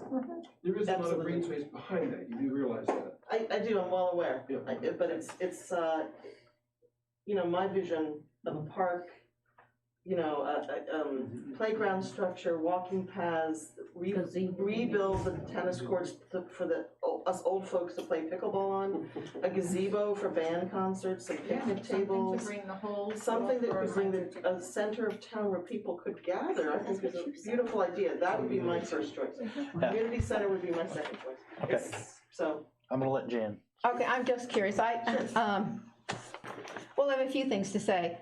First of all, how would that park be different than the park that's already in town? What park? park is that? The river park. That's not a park. That's it. that's a lovely, beautiful. It's a river park. It's a beautiful park. park. We need more of that. I don't know what they're Drug We need- deals go down. It's down on the bend of the river. They literally. Where's that? In River, walking behind Bear paths. Hill? The boat landing? May I? Behind Bear Hill. May I? There's a dog park there. Oh, I yeah. don't know. No, it's not a dog park. Oh, well, With walking. You're good, Dan. I think you're in the wrong park. I think. The boat landing? No. That's not River All right, Park. cool, thank That's you. Pine Street It's Land. down the hill from you. Go down the hill and keep going. Right straight across. You'll be right in it. That is beautiful, and what I want is more of that, and there's no place for the kids to ride their bikes, there's no playground structure. There's no, it's not a town green. This town, I think, needs a center, it needs a place for its heart. One more question. Anyways, He did. I wasn't sort of really answered. through with Just a that. second. You had a question? Are you all set? Well, Are that you was the good? same question. Mr. Butler was answered it it's about saving this building, but that doesn't answer the question how it benefits the town. Saving a building is not helping the town in any You can't way. sell me on it. I've already been sold a long time ago, so. Okay, that And was it's not my, about being a humanitarian, No, because you that- answered that last meeting, a couple meetings ago. That My- doesn't help us. my other point is there are a number of people in town, and I see that, that you are not in favor of that, and that's okay. I mean, that's okay, but there are people in town, and there have been for many years, who are adamant to keep the building. And then there are those who would like to tear it down. And in my experience, they're pretty equal.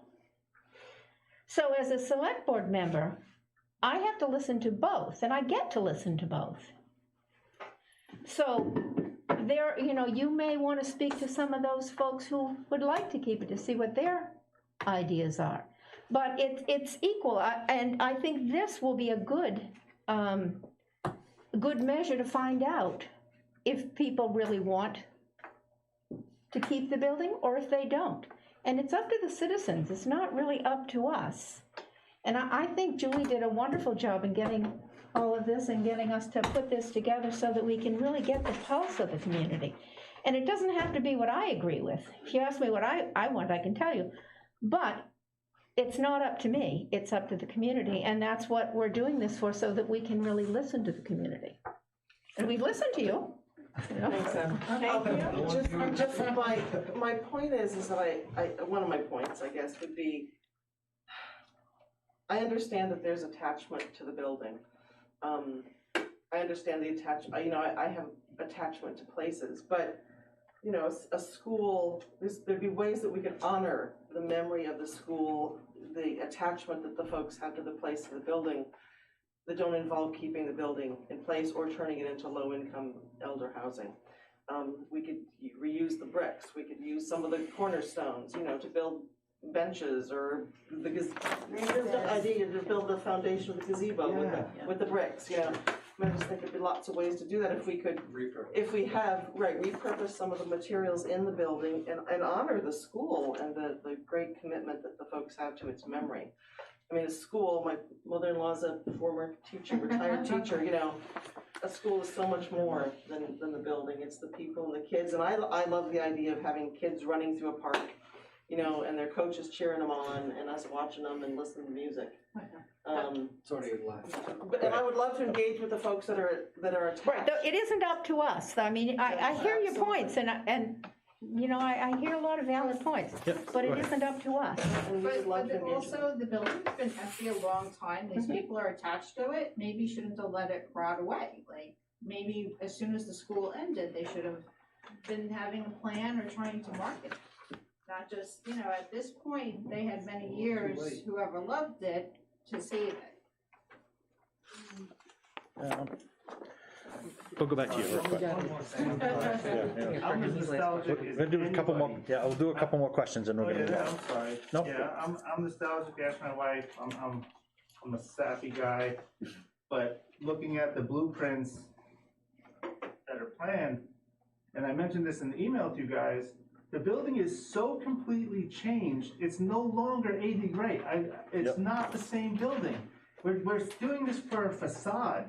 It's nothing like 80 gray.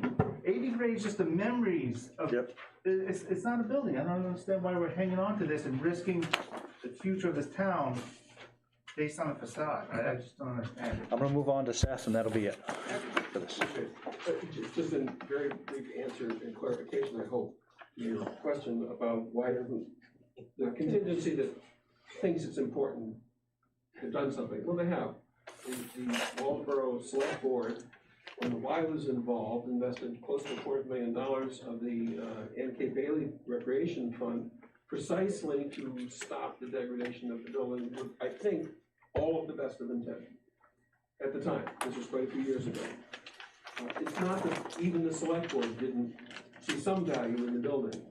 I think that interest is waned. Some of the members of the Select Board didn't think it was a good idea then and don't now, and that's okay. That's their opinion. Just that background information.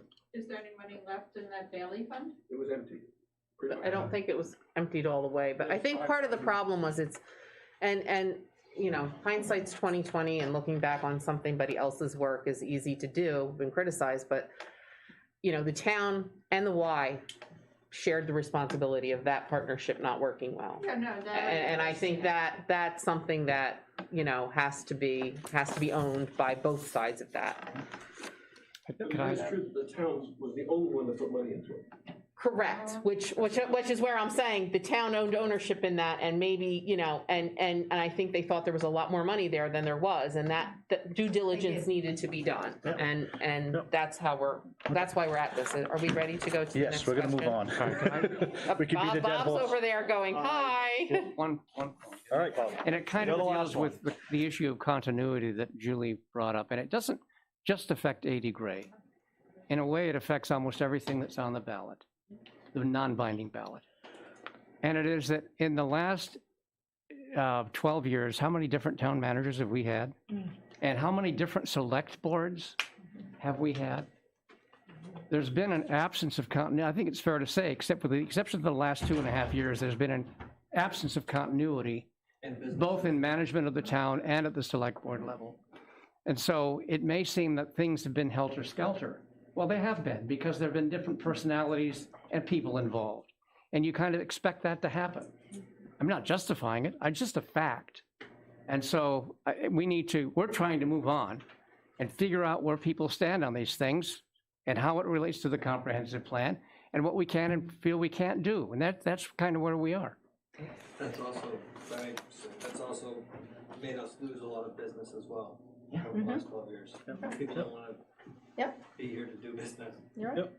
All right, we'll move along to number 4. Shall you read? So this ties back into the number 3 with the community center. Are you willing to authorize up to $216,000 per year to cover salaries and operating expenses for the recreation department, including the operation of the community center? And the reason that we put that in there was because we didn't want people to not think that there wasn't always going to be another cost to that.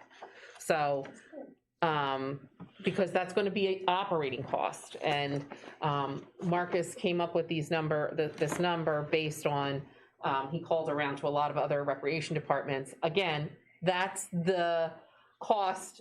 We didn't enter into there if there's going to be any type of a fee structure, revenue sources, because he does, we have in Waldeboro, the recreation isn't all paid by taxpayers. It's a lot of user-based fees, so we didn't even get into that, but that would be that number there. And Marcus provided us with that number. I think that's pretty self-explanatory. 5 is, are you in favor of the town of Waldeboro allowing Lincoln Health to construct a medical arts facility on town property? I think we kind of talked about that with the community center. And again, this was born out of a forum a couple forums that we had, community forums, where Lincoln Health came forward, and we were actually brainstorming because they wanted to get Waldeboro more involved in their planning for the future, and that really it was born out of that.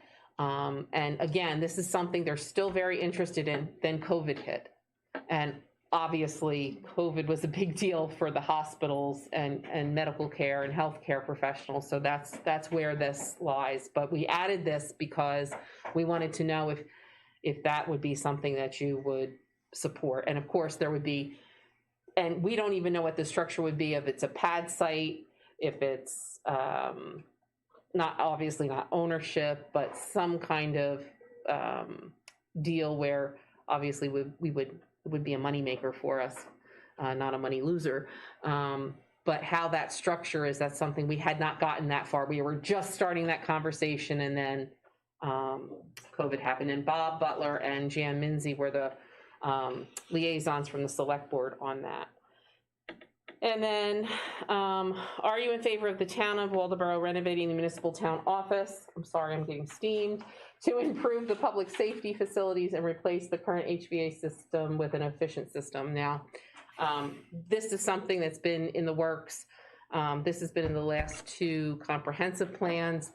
We have, one thing we did hire an architect to review how we live here in this building.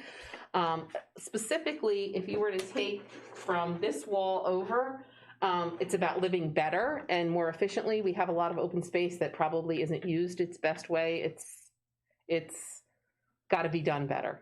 Some feng shui has to be done. But from here over, there are some serious concerns. We have an amazing emergency services department. We run 24/7. Currently, we have 2 crews of 2, which leaves 4 people here 24/7.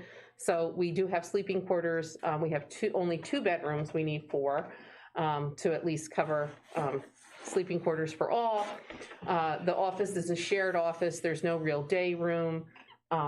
We also have the Sally Port, which is the first bay where you pull in. If the police need to come in, they have to walk anybody through the public hallway. That's not real great. And then we have space concerns, not only for EMS and fire. So what we're trying to do with this is based on the comprehensive plan, is try to figure out how to best do that. And one of the questions was, should we put something out back? Should we add on to this building? What should we do? So this was a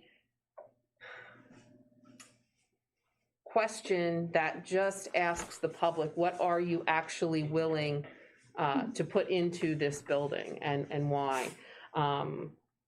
And we're just trying to get a feel of where you're at as far as cost, because that will really determine how we proceed. And I've used the analogy of sometimes you have to cut your pattern to the size of your cloth and not your cloth to the size of your pattern. And that's pretty much where we are right now with that. And those are the areas. Again, this is based on the comprehensive plans. And there again, that's driven by the low interest rates. Again, yes. And that's why we looked at that. Correct. So, does anybody get any questions left? Should just make this the whole entire fire station / cop shop here. Move town hall to a different location. Well, I will be honest with you. We thought about, we actually thought about, I mean, to be very honest with you, that was one of kind of my suggestions to the architect is, you know, where could we have, really, this is our meeting space. Everything else is functional, you know, and we could have our public meetings someplace else. I mean, it's just, you know, us. So that was something that was considered and talked about. But those are things that definitely will be talked about with the architect. It's a local architect. And again, we would have had much better thoughts to put down here. Unfortunately, again, COVID hit. And it's just a shame that COVID hit along with the highest turnout that we're going to have, I think, ever in voter history, because I could have had better information. The one thing that gave me heartened me was when I did talk to the architect who actually got his ballot, he definitely got the intent behind the questions, and that's going to help us have good discussions come the first quarter of next year. And again, all of these things are things that are going to have to be talked about and put on a ballot again so that the voters can vote on it. So if you think of this like a survey, that was the intent. And it's a shame because we talked about this since August, like, and these questions, it was consistently on the agenda. Every week. And it's funny because, you know, you look at the same thing over and you pass it around and then you find things, because we were concerned, would people know what the Sioux Fourth Field is?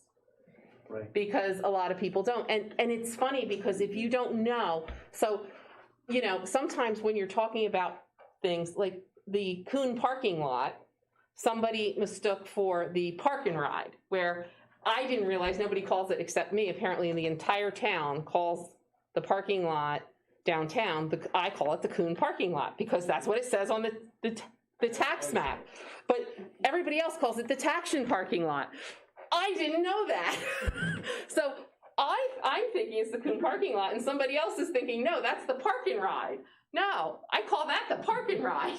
I don't think a lot of people know that that's even a parking lot. Yeah, I've lived, like I said, I've lived here almost 50 years. I always thought it was Tactions or New England 800s parking. But I can tell you, Or the Grange. that misunderstanding of names can be confusing to people, and especially if you're, because I'm thinking that's the proper name for it. It's just like some of the coves where they clam. It's like they've got all these different names, and I'm looking on a map and I'm thinking this is where this is, and he tells me something. I'm like, I don't know where it is. I can't find it.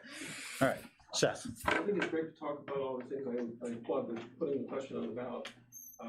As I've made public my sentiments about it, I think we should definitely do these extremely stressed financial times, the obvious things like upgrading the HVACs and so forth, which have payback periods of 5 years or less with the cost of oil. It leaves the larger question about a building for the future. That would be my thing. Really demonstrate the need, think carefully and slowly about the larger need. The good news for everybody is the interest rates are going to stay down like this for probably 2 or 3 years at least. They're going to be really low for a while. We can ask our resident banker, but my guess is that's everybody's feeling. Well, I think our bond advisor that we had come in for a joint select board budget meeting in August, probably not on the same thought process as you, Seth, but he's advising us. So of course we'll make those decisions based on our professional I also want to point out, because I have a captive audience, is that the select board and the budget committee were very proactive. We had a budget done that came in under what we were at last year, back in beginning of February, we actually approved the budget committee and the select board. And then we went back and cut 81 or $2,000 from the budget to make sure that the tax rate would stay the same or go down. And it did. It went down just a scotch, but we are extremely aware of what's going on financially. And again, one of the things that we're going to be talking about is, and I put this in my town manager's report, is, that budget process will probably be pushed a little bit back this year, just because we have to figure out, where we stand as far as state funding. And our goal is to get off of any state revenue sharing and look at that as anything we get is gravy. So it's those cuts were hard, but it does make weaning ourselves off of that much easier to go forward off of it and then look at that as something that's more like a rainy day fund, savings fund. So as hard as this year has been, specifically for the administration office, I mean, I'm very proud of what everybody here, our team here, has accomplished. Seth? Thank you for the summary. That crystallizes in my mind what I think we should all be, at least in part, thinking about, which is nobody argues that we're not in extremely dire times, financially, socially, health-wise, the pandemic and everything. And one of the things I'll share with you, my impression reading this the first time when I saw you publish the warrant survey, but non-binding, was just, it struck me that here, spending $5 to $750 on a town building, $2 to $6 million on a rec center / community center, I hope, foregoing tax revenues, it sounds profligate to me. Even if it's not, even if it's very carefully, and I know you guys did a terrific job with the budget, I'm not criticizing that at all. It just comes across as funny when you read about it at first pass, which is probably why some people are here. It just sounds like, here we're gonna spend $8 million. Who's gonna pay for it? We can't even afford a town clerk. We're laying off people, we're curtailing our hours. Well, I wanna just. Can I just finish? Well, you can finish, but. Yes, finish, I'll let you. I just think that's a general question. The reason I wrote these points is because people kept asking me about them. I didn't do this just because I don't even know what you're. Well, whether you know or not, I think this meeting resulted from them. But regardless, we needed some clarification. There are a lot of people in town wondering lots of things, from the elderly care to the budget to the land use to all kinds of things, which I think is good. It just, the overriding sense that people have brought to me, and that I myself feel, is there's a lot of money being talked about in times of dire straits. It's not clear that this is the right time to talk about it. I'm just offering that observation. I'm no opinion about whether we should do it or not. I'm very strongly for a community center, so it's not that. I've said I think bonding is the perfect time to do it. I agree completely with that. But the perception is really strange. That's all. So I just want to address, because I am very protective of Marcus and the gentleman who was here tonight. And we had to make hard decisions during the budget, and obviously recreation, because we weren't sure sports were even going to happen, and that's a major part of that. And then our clerk left to take she wanted a part-time job versus a full-time job. And as the town manager, we lost our receptionist, cut a assistant for the finance department. The staff was cut 20%. They lost a day of their salaries. And Marcus was facing losing his job.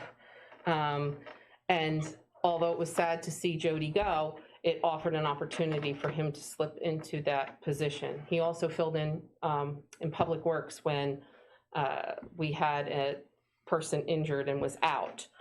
And so he filled that until September 1st. And I just would like to say, it's not a matter of not being able to afford a clerk. We could afford a clerk.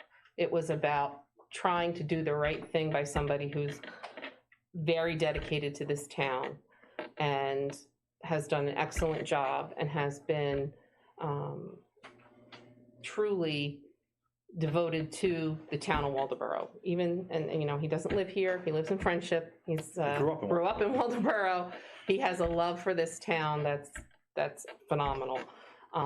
And because he's in the office as the town clerk, we've been able to give him a bit of leeway so that we could start back up our soccer program, which was one of our biggest programs, and things like that. So there wasn't, you know, like we just can't afford one. It was very carefully thought out, and our budget meetings and are all online. If you watch them, you'd know the thought process behind that and what my processes were. And all of these things that came up tonight were discussed openly in public meetings a great deal of time. Again, how to get that better out there. I'll be honest with you, I wrote a whole letter about things on the back of the tax bill. Our hours, the cuts we made, decisions we made. Some people saw it. You would be amazed at how many people, since we've been open on a Friday for elections, have come in, and I didn't know you were closed on Friday, and they're paying their taxes, and I'm taking their tax bill, and I slide it back across, and there's the letter on the back, because that went to every taxpayer in town, and people still didn't see it. So, you know, we do our best to communicate. It's just sometimes people don't see things. I'll tell you, we can only allow 2 people in the foyer, and it's all over the front door, and people still line up in droves and come in. So Well, they can't see how many people are inside. well, but once they get inside, they don't. Right. Once they get inside, it's even, but it's on the inner door. But once they get inside, they still don't go, oh wait, there's people. Let me turn around and go out. So anyway.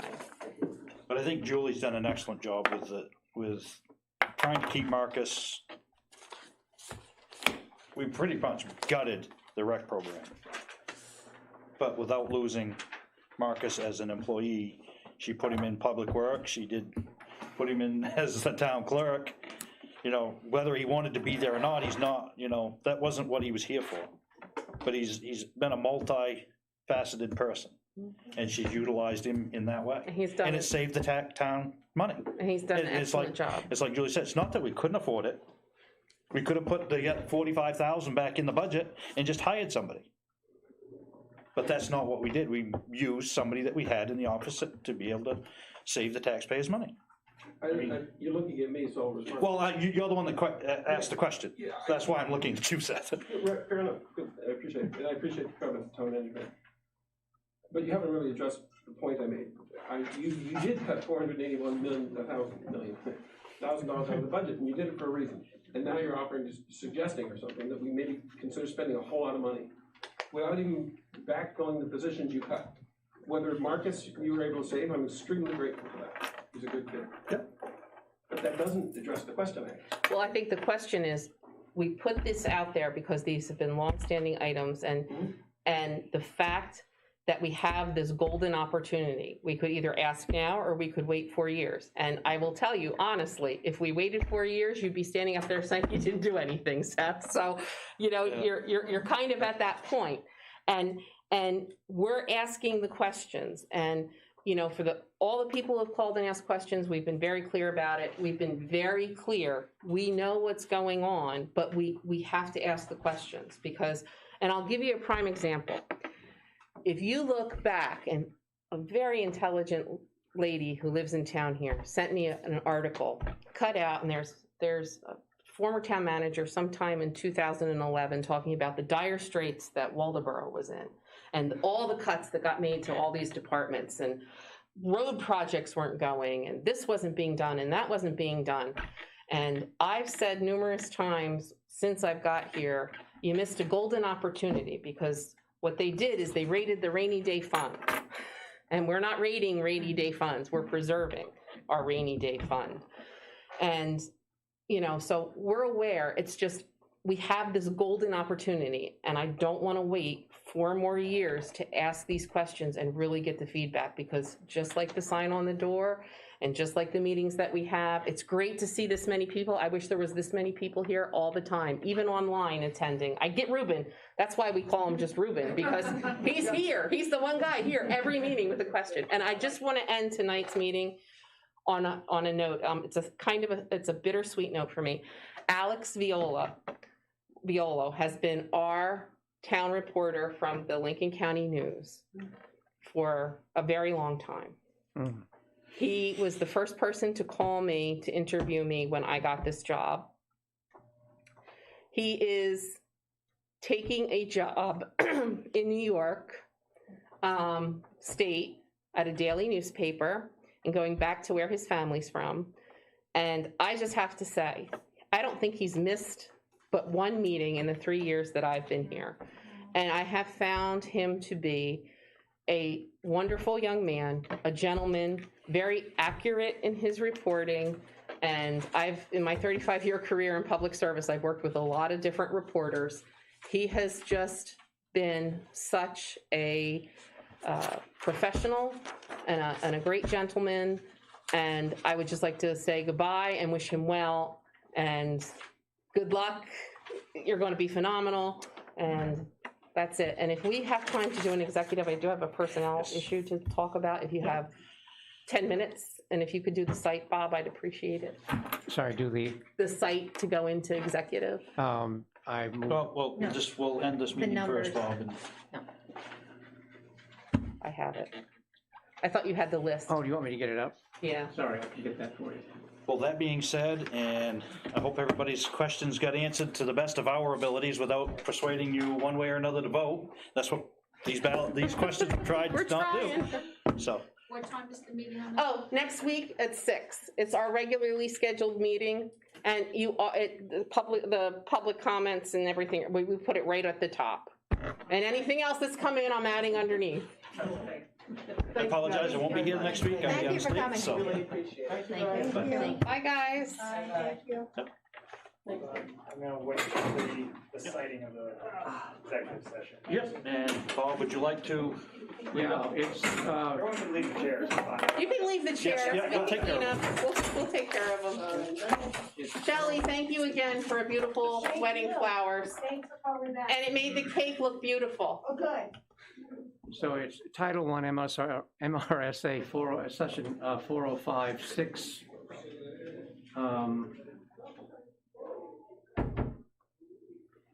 Six. Do I need to shut this off? I don't think there's anyone on there.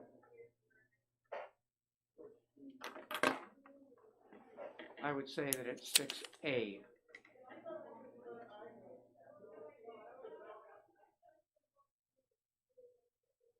By the way, Alex, thanks you for the shout out. That was nice. I was He was on, thinking huh? Alex must be on there too. Yeah. Do we know who we're gonna get? The intern. Are you set, Bob? Yeah, is it a labor contract or is it a personnel? It's a issue? personnel issue. Not a labor contract, so it would be 6A. Okay, would you reread that again? Yeah, I move we convene an executive session under Title I MRSA Section 405-6A to discuss a personnel matter. Is there a second? Second. Any discussion?